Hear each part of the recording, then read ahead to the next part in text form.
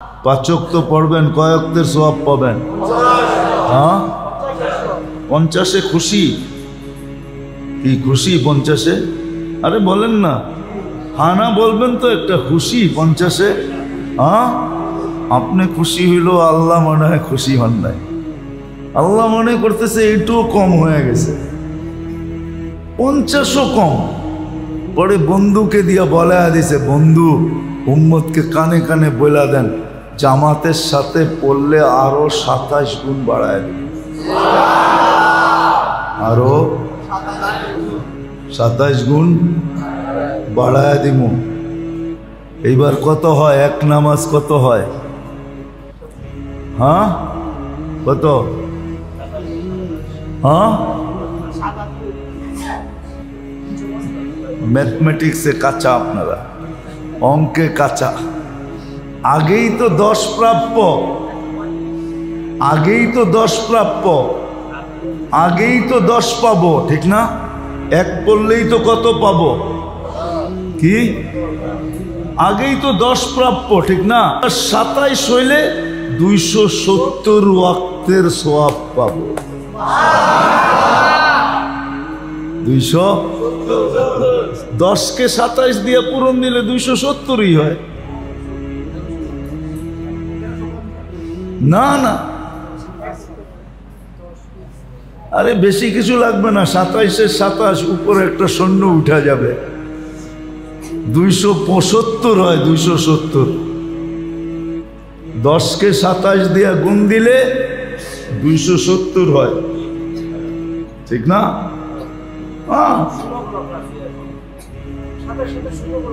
হ্যাঁ, সোজা হিসাব। 270 ওয়াক্তের পাবেন, এত বড় প্যাকেজ দিছে। এখন আপনি বলতে পারেন গুনার কি হবে? বুঝলাম, গুনাগুলা যে মধ্যখানে করব, ফজর পড়া যে জোহর পর্যন্ত গুনাহ করব, জোহর পড়া যে আসর পর্যন্ত করব, আসর পড়া যে মাগরিব পর্যন্ত করব, মাগরিব পড়া যে এশা পর্যন্ত করব, ওইগুলার কি হবে? তো আল্লাহ বলে আমি শাস্তিও দিতে চাই না, কাঠগড়াও দাঁড় করাইতে চাই না। ওই গুনাহগুলা তো বলছে আসসালাতু ইলা সালাতি কাফারা, ওই গুনাহগুলা এমনি মাফ করে দেবে, গুনাহগুলো এমনি মাফ করে দেবে। জিজ্ঞাসা করেন ওলামাদেরকে হাদিস ঠিক কিনা? আসসালাতু ইলা সালাতি কাফারা। কিন্তু ওলামা বলবে মালাম তুকসাল কাবায়ের, কবিরা গুনাহ না করলে। কিন্তু আরেক দল ওলামা আছে যারা বলে নামাজ দিয়া কবিরও মাফ হয়। আমি ওই দলে, নামাজ দিয়া কবিরও মাফ হবে, সগীরও মাফ হবে। যদি বলেন প্রমাণ, তাহলে আল্লাহর রসুলের ওই গাছের ডালা ধরা যে নাড়া দিছিলেন, সমস্ত পাতাগুলা ঝরা গেছে। তারপরে বলছে ওসমান, আমার উম্মত যখন নামাজ পড়ে এরকম গুনাহগুলা সব ঝরা যায়। ওইখানে কোনো এই কথা বলেন নাই সগীরা না কবিরা, ছোট পাতা ঝরা গেছে, বড় পাতা রয়ে গেছে, এরকম না, সব ঝরা গেছে, পুরা শাখার থেকে সব পাতা ঝরা গেছে। তারপরেই বলছে যে আমার উম্মতের গুনাহ এরকম মাফ হয়ে যায়। আল্লাহ আমাদেরকে শাস্তি দিতে চান না, কিন্তু যদি শাস্তির উপযোগী হই তাহলে আমার চেয়ে পুরা কপাইলা কেউ নাই, আমার চেয়ে হতবাগা কেউ নাই, আমার চেয়ে নিকৃষ্ট কেউ নাই। এই জন্যই আমার মনে হয় আব্দুল কাদের জিলানী রহমতুল্লাহ আলাইহির লেখা সত্য।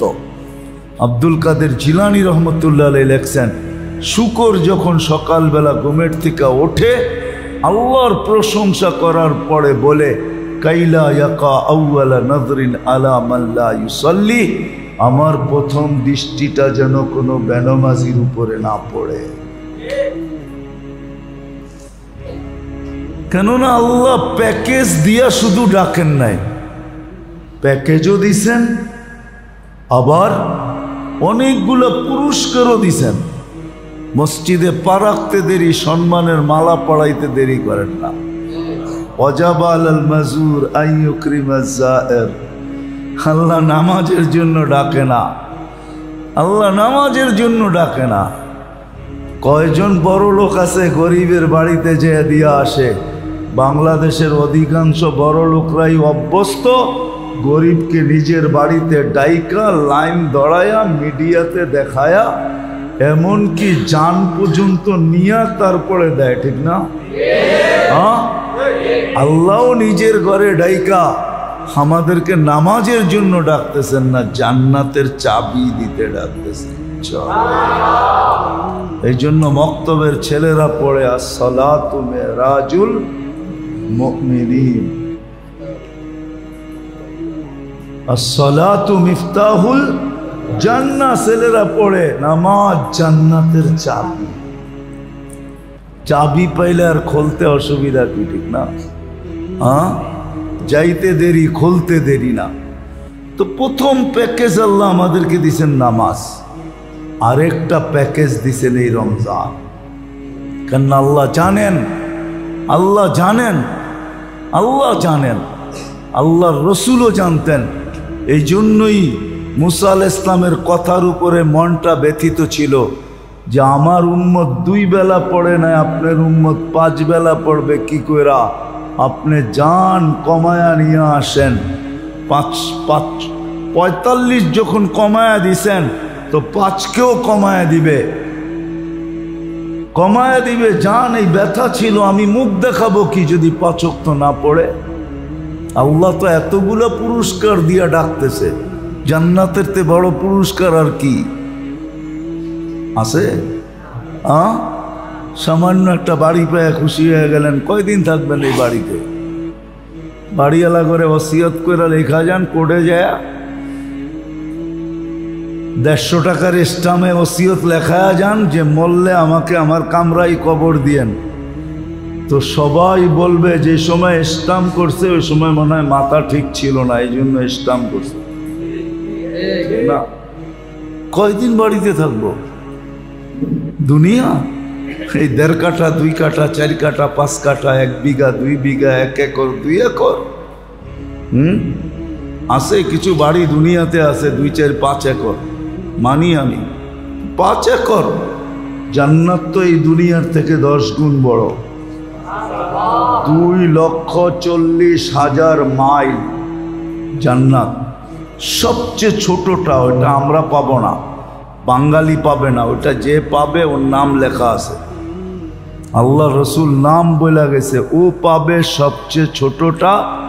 2,40,000 কি মাইল। চিনেন কতটুকু হইব? আমেরিকা পর্যন্ত, ক্যানাডা এর চেয়ে ছোট। এই দুনিয়ার 10 গুণ, 2,40,000 মাইল। এই পচা মাটির না, বাংলাদেশে বহুত এলাকার মাটি আছে পচা, ঠিক না? বৃষ্টি হইতে দেরি, হাঁটু গাড়তে দেরি হয় না, ঠিক না? এরকম মাটি, মুস্কের মাটি, মুস্ক। এই দুনিয়ার ঘাস জাফরানের ঘাস হবে, এই দুনিয়ার কাঠের গাছপালা সোনার গাছ হবে, সোনার গাছ। আপনি বলবেন সোনার গাছে ফল হবে কি করে? তাহলে আমি যদি প্রশ্ন করি কাঠের গাছে ফল হয় কি করে, এটার জবাব দেন আগে আমাকে। কাঠের গাছে ফল হয় কি করে? কি গাছ কাঠের না? হ্যাঁ, কাঠের গাছে ফল হয় কি করে? যে আল্লাহ কাঠের গাছে ফল ধরায়া চোষা বানাইতে পারে, ল্যাংরা বানাইতে পারে, হ্যাঁ, হাড়ি ভাঙ্গা বানাইতে পারে, আরো জানি কি কি আছে, গোপাল ভোগ, আম গোপালি, আম ফজলি। যেই আল্লাহ কাঠের গাছে বানাইতে পারে ওই আল্লাহ সোনার গাছেও বানাইতে পারে। এত জুড়ে যাওয়ার দরকার কি? যে আল্লাহ পানিটাকে এত সুন্দর মানুষ বানাইতে পারে সে কি না পারে? এত দূরে যাওয়ার দরকার কি? যে আল্লাহ ছোট একটা চোখে 13 কোটি ক্যামেরা ফিট করতে পারে সে কি না পারে? হ্যাঁ হ্যাঁ, সত্য তো। যে আল্লাহ জিহ্বার ভিতরে এরকম মেডিসিন ফিট করে অস্তিত্ব দিতে পারে যে জিহ্বা লাগাইতে দেরি, রিপোর্ট দিতে দেরি করে না। হাসপাতালে গেলে তো রিপোর্টের জন্য সপ্তাহ অপেক্ষা করতে হয়, 1 মাসও অপেক্ষা করতে হয়। কিছু কিছু রিপোর্ট আছে আমাদের জিহ্বা লাগাইতে দেরি, রিপোর্ট দিতে দেরি করে না। দেরি করে? স্বাদের রিপোর্ট দিতে দেরি করে না, ঠিক না? হ্যাঁ, নাকের কাছে নিতে দেরি, গ্রান শুঙ্গা রিপোর্ট দিতে দেরি করে না। যে আল্লাহ এটা পারে ওই আল্লাহ কি না পারে, ঠিক না? আমি তো বড় প্রমাণ যে আল্লাহ সব পারে। আল্লাহ আল্লাহ আল্লাহ সব পারে, তো আমি প্রমাণ। আমি প্রমাণ। ছোট একটা চক্ষু দিছেন, সারা দুনিয়ার শত শত বৎসর ডাক্তাররা, 1 জন না 2 জন না, লক্ষ লক্ষ চোখের ডাক্তার গবেষণা করতেছে আর আমাদের জ্যাব খালি করতেছে। কিন্তু যদি জিজ্ঞাসা করি গবেষণা কবে শেষ হবে, মুস্কি হাসি দিয়া বলবে আকাশের যেরকম কিনারা কেউ জানে না, আমরাও এই চোখের কিনারা জানি না কখন শেষ হবে।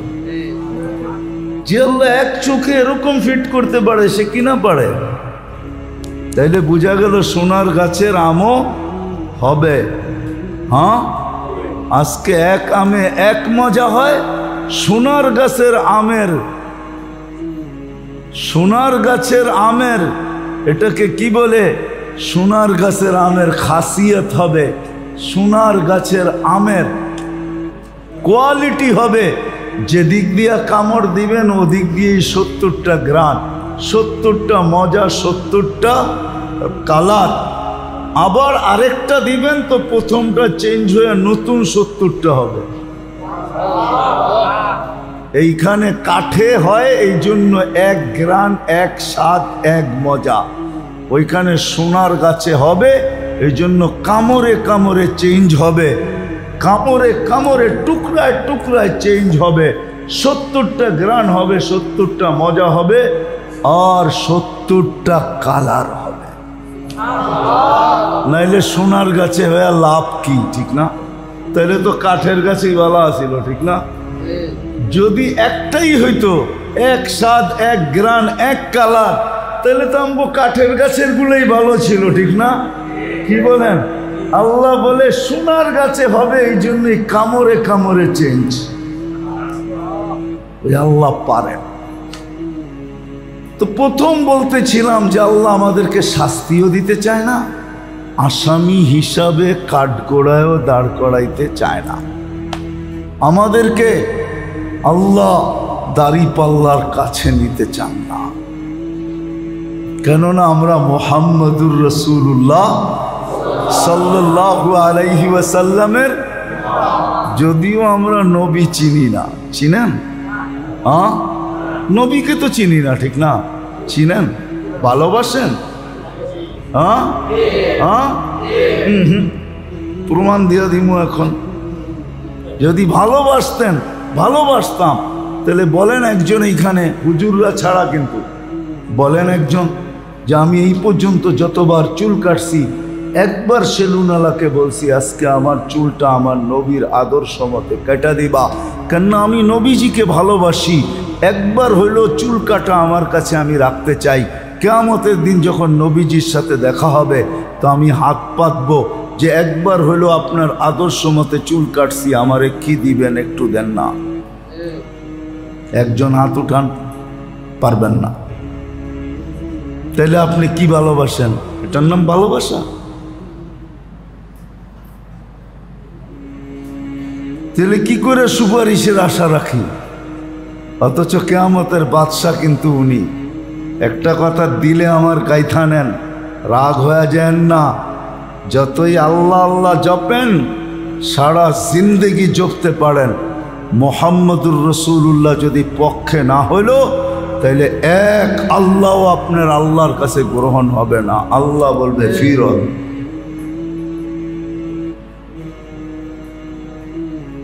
যত আল্লাহ আল্লাহ করেন, যত জিকির করেন, আমি বিরুদ্ধে না, কিন্তু মুহাম্মদুর রাসূলুল্লাহকে পক্ষে আনতে হবে। মুহাম্মদুর রাসূলুল্লাহ সাল্লাল্লাহু আলাইহি ওয়াসাল্লাম যদি পক্ষে আসে তো আল্লাহর গ্যারান্টি আছে, মান আতা আর রাসূল ফাকাদ আতা আল্লাহ। আমার বন্ধু পক্ষে, তুমি আমাকে না ডাকলেও আমি তোমার পক্ষে, আমার বন্ধু পক্ষে, এই জন্য আমি পক্ষে,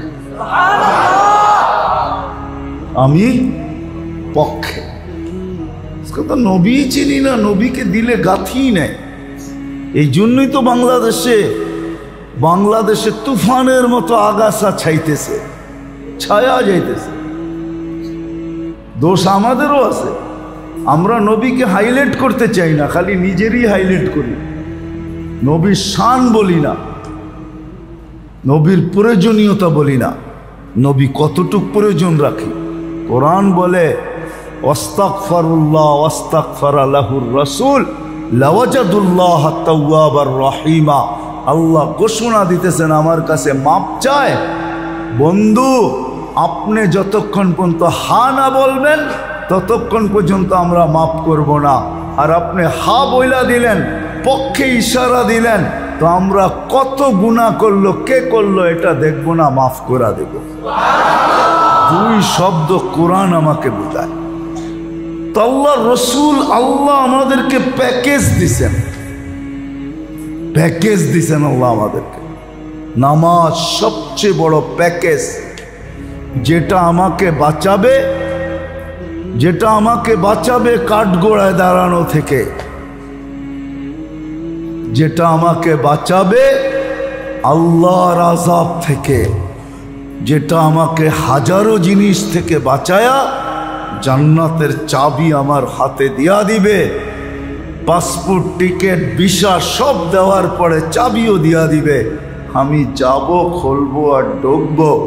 শুধু ঢুকবো না, দরজা খুইলা দেখবো আল্লাহ ইস্তেকবালে দাঁড়ায় আছে। এই উম্মতকে আল্লাহ ইস্তেকবাল করবে। ইয়াস্তাকবিলুনি উম্মতি রব্বি, আমার রব আমাকে আর আমার উম্মতকে জান্নাতের গেটে ইস্তেকবাল করবে। অন্য উম্মত কখন আল্লাহকে দেখবে এটা আমার বিষয় না। আমরা তো ঢুকার সাথে সাথে নেয়ামত পরে দেখবো, আল্লাহকে আগে দেখব। যেটা সবচেয়ে বড় নেয়ামত ওটা আমরা সর্বপ্রথম দেখব। আল্লাহ আমাদেরকে সর্বপ্রথম প্যাকেজ দিছেন নামাজ। বুঝাইতে পারলাম? ছাড়বেন না ধরবেন? হ্যাঁ, কে কে মসজিদে বসে ওয়াদা করতে পারে যে আজকের থেকে নামাজ ছাড়বো না? ওয়াদা পাক্কা? আল্লাহ কবুল করুন। কিন্তু ওই যে বললাম না, দিলে ব্যথা ছিল যে উম্মত যদি নামাজ না পড়ে তো আমি কি মুখ দেখাবো? ফরজের ঘাটতি হবে তো হবে কি কইরা? যদিও আমাদের ফাজাইলের কিতাবে লেখা আছে নফল দিয়া ফরজের ঘাটতি পূরণ হবে, কিন্তু আমি যদি একটা প্রশ্ন করি, সারা দুনিয়ার নফল মিলা একটা ফরজের সমান হয় কিনা? হবে? হবে না? নফল দিয়া ফরজের ঘাটতি পূরণ হয় কি করা? কিন্তু উম্মত তো পড়ে না। তো আল্লাহ আবার প্যাকেজ নিয়ে আসছেন যে না, আমি তো শাস্তি দিতে চাই না, কাঠগোড়ায় দাঁড় করাইতে চাই না, এই উম্মতকে আসামি বানাইতে চাই না, এই উম্মতের উপরে জুলুম করতে চাই না।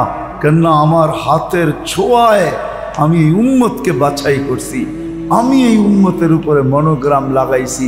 আমার বন্ধুর উম্মত, ফরজের ঘাটতি আমি থাকতে দিব না। এই জন্য রমজানকে 70 গুণ বাড়ায় দিছে। এক ফরজ, কয় ফরজ? এক নফল ফরজের সমান, ঠিক না? ওই যে নফলে ফরজের ঘাটতি পূরণ করবে, এটা রমজানের নফল। রমজানের ফরজের ঘাটতি পূরণ হয়ে যাবে। ফরজের নফলের ঘাটতি নফল দিয়া পুরা করতে হবে না, ফরজই তো 70 গুণ বাড়ায়া দিছেন। কি কত গুণ? কত গুণ বাড়ায়া দিছেন? 70 70 গুণ বাড়ায়া দিছেন। কয় গুণ? ডেলি কয় ওয়াক্ত নামাজ জানেন? কয় ওয়াক্ত নামাজ? ডেলি 5 ওয়াক্ত নামাজ। বেতের যদি নিয়ে নেন তো আমি মেনে নিলাম 6 ওয়াক্ত, ঠিক না? 6 ওয়াক্ত নামাজ ডেলি, ঠিক না? 6 দিয়া পূরণ দেন, বৎসরে মাত্র 2190 ওয়াক্ত নামাজ। সারা বৎসরে কত নামাজ? আর এক রমজানে কত দেখাইতেছি, যদি 30 মাস হয় 6 ওয়াক্ত ইন্টু 70, রাখেন রাখেন রাখেন, ইন্টু 30, 21 কত কত? 12,600 নামাজ। আর কত ছিল সারা বৎসরে? 2100, আর এখানে 12,000 কত?